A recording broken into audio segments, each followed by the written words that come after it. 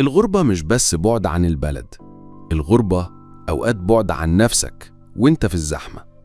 ودي حكاية من جوه نيويورك، من رواية عناقة عند جسر بروكلين للكاتب عز الدين شكري فشير. أنا مالك، ودي واحدة من الحكايات اللي بنعيشها هنا في بوك بايتس بالعربي. سامح شاب مصري مهاجر من سنين، بيشتغل مترجم فوري في محكمة نيويورك، شايل الإنجليزي والعربي في راسه، بس ما بقاش حاسس إنه ينتمي لأي منهم. سامح كان ناجح، مرتب، شقة صغيرة بنيو جيرسي، عربية، نظام، بس قلبه ساكت. وهي سلمى، بنوتة فلسطينية بتشتغل باحثة جامعية في دراسات الشرق الأوسط، جاية من خلفية نضالية، من بيت بيحمل كل شيء على الأعصاب.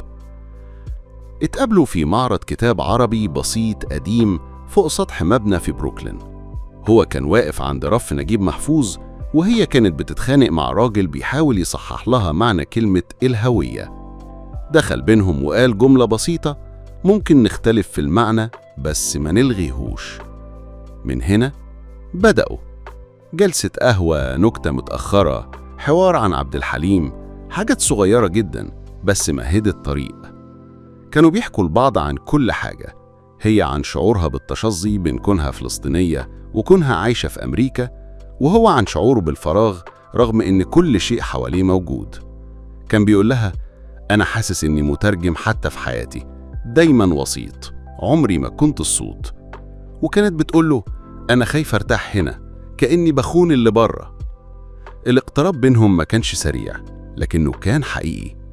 سامح بدأ يحس إن أول مرة يحكي لنفسه كانت معاها، وسلمى بدأت تبصله كأنها بتشوف نفسها في حتة ما شافتهاش قبل كده.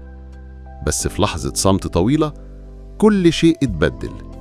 سلمى جات له وقالت له: أنا هرجع على رام الله. قال لها: ليه؟ قالت له: لأن الغربة خلتني مش قادرة أصدق حبي ليك، بحس إني غريبة حتى في حضنك. هو ما ردش. في اليوم اللي سافرت فيه بعت لها إيميل صغير: أنا كنت فاكرك ملجأ، طلعتي مراية، شفت فيك اللي مش قادر أواجهه فيا.